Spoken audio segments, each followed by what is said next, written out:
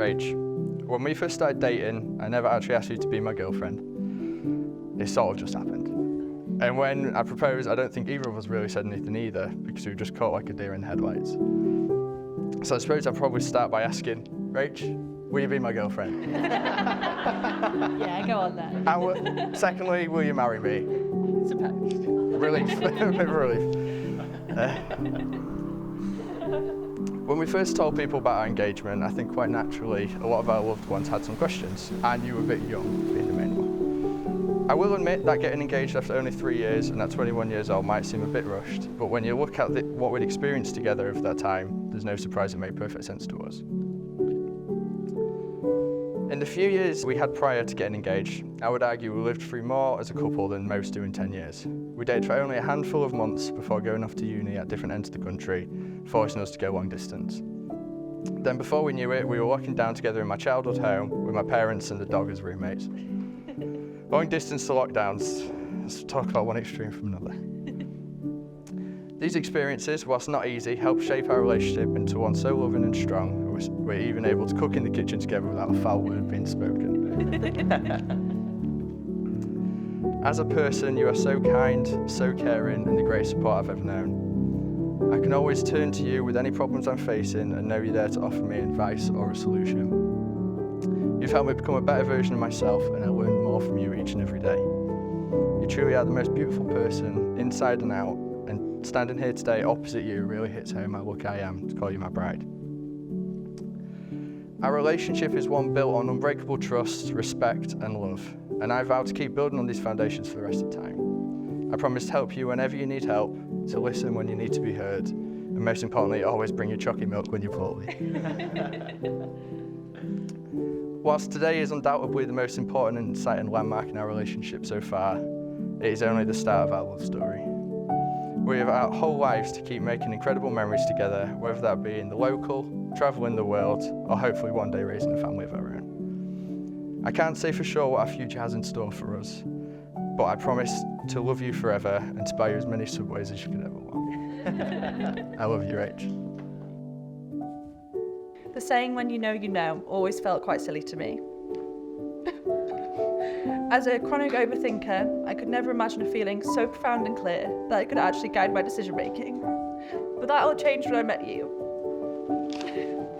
I always say we met at the worst time to possibly meet someone. The summer before moving to university is supposed to be a time of transitions, not supposed to be the time where you meet the love of your life. Our lives were literally moving in opposite directions, and at the time, that didn't seem like they could intertwine like they did. But even after a whirlwind summer romance, there was never even a question of if we could make it work. Even then, you made this chronic overthinker just know you were the one for me. And the whole when you know thing finally clicked.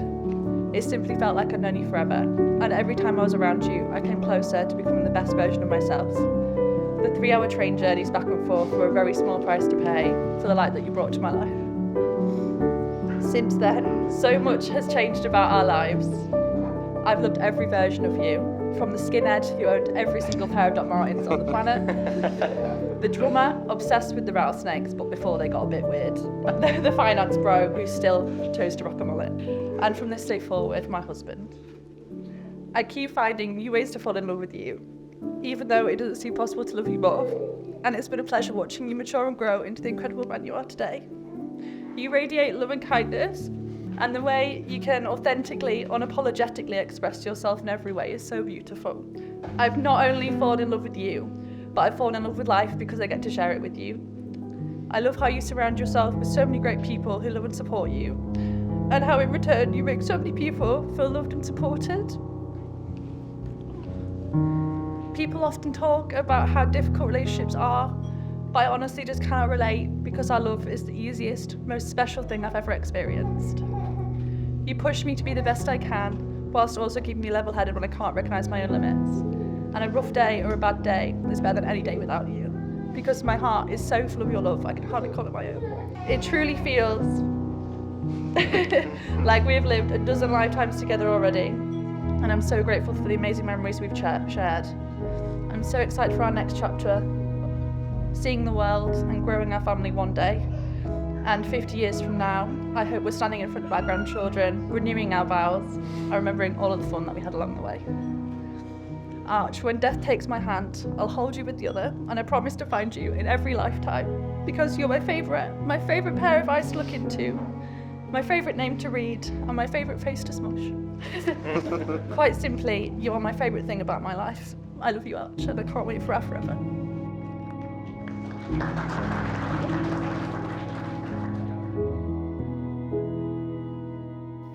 Archie, do you promise to cherish Rachel as your lawfully wedded wife, supporting her through every step of life, in sickness and in health? And do you promise to seek her comfort at every opportunity and only listen to the Taylor's versions of the Taylor Swift albums for the rest of time? I do. Rachel, do you promise to cherish Archie as your lawfully wedded husband, companion and best friend for life in sickness and in health, supporting him as he has promised to support you? And do you promise to seek his comfort at every opportunity and make sure he takes his medicine for his bad tummy? I do.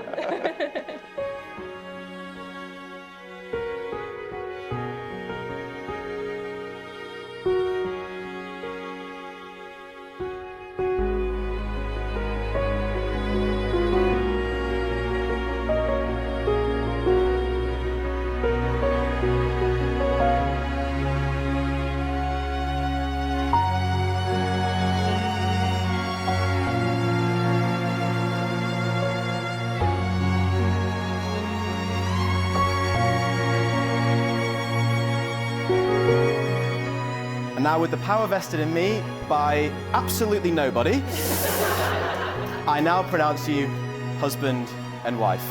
And to directly quote Rachel from the wedding plan, kiss your bride, boy.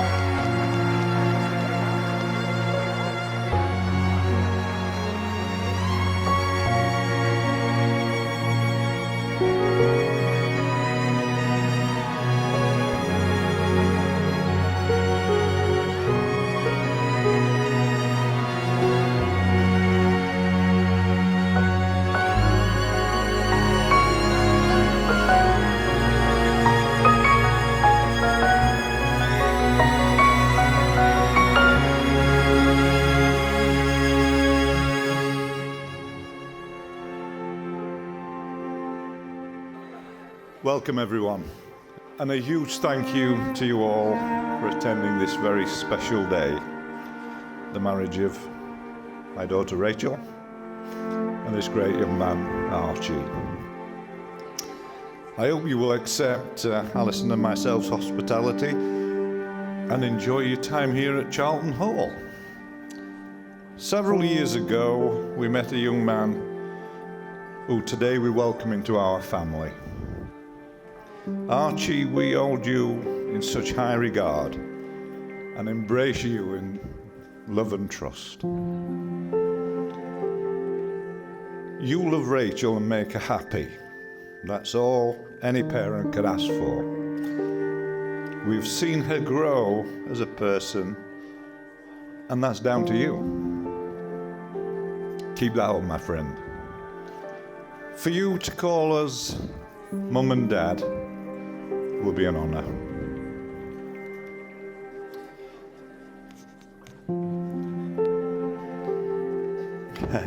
You two have shown great strength in coping with COVID and redundancies, and that strength is a characteristic that will guide you through married life.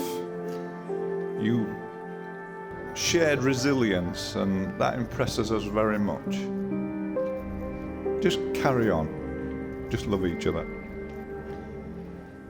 I both want you to know, though, that life can be complicated, and we are always the harbour in life's storm. When you need us, we're here. Rachel, sweetheart, you look beautiful. And I want to thank you for being you. You're a diamond, and we love you very much. And don't spill anything on that gown. Ian, Becky, Your son is a credit to you. He's rounded and he's genuine, which is rare these days.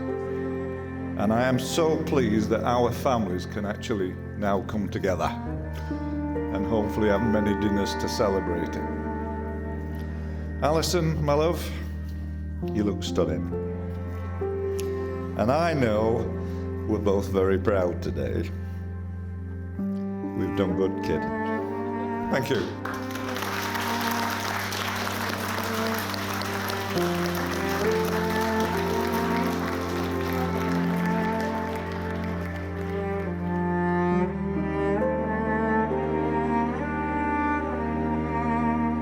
I suppose I'll start by saying thanks to each and every one of you for making the trip up to celebrate mine and Rachel's big day. It really does mean the world to us. I know it's not been an easy journey for a lot of you, so appreciate that. When I started to write this speech, Rach suggested that I should tell a proposal story, and I immediately replied, which one? Some of you might already know this, but I know most of you don't. I actually proposed to Rach maybe 3 or 4 times before we finally said yes. Probably justified, however, since the first time was only a couple months into the relationship and I was blind drunk and I didn't have a ring. I suppose the apple don't fall too far from the tree, does it, Noodle? But anyway, fast forward 3 years on the beach in Mexico after COVID killed our plans to go interrailing, and we finally got engaged. I couldn't have been any happier. Clearly represented by the text I sent to the lads group chat, just got engaged, lol.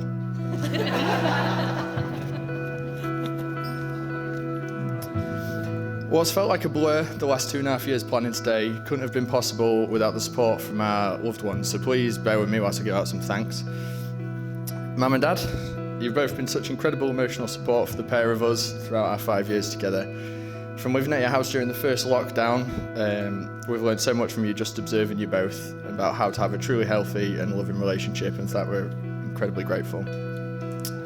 You've been nothing but supportive of us and welcomed Rach into the family with open arms, so thank you. To my new in-laws, Ali and Ian, what can I say other than thank you? Thank you for letting me into your family unit and showering me with love even when I get stupid pasty tattoos. You're always there for us with whatever we need, and over this past year more so than ever.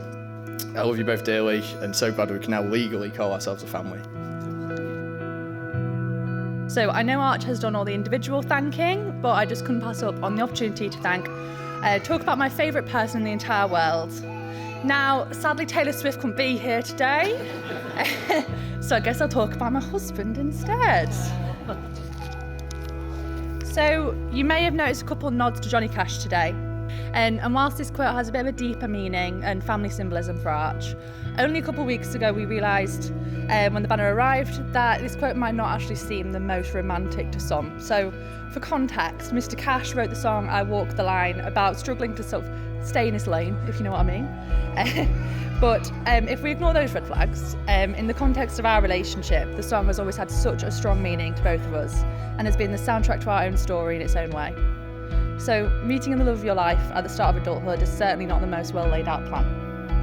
We both fell for each other when we weren't looking for love, and I can definitely say for both of us, we were both searching for ourselves and on that journey, found the love of our life. We've grown up as people and navigate everything life can throw at us, all whilst growing together in our relationship too. But I couldn't do a speech without thanking each and every one of you in this room today. At one point or another, you've been involved in our story, and that's why you're here today, so thank you for that. Now, Arch, I truly grant my lucky stars every day I met you when I did, and the fact that I now get to call you my husband is just the best thing ever. There is simply no one I would want to walk the line of life with. But can we all raise our glasses to my incredible husband, my love, my life, my Arch.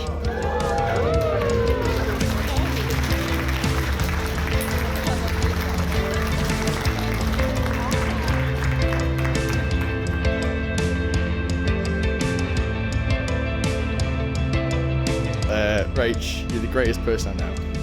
You've taught me how to be a better version of myself, and I've loved every second spent with you navigating through uni life and now adult life.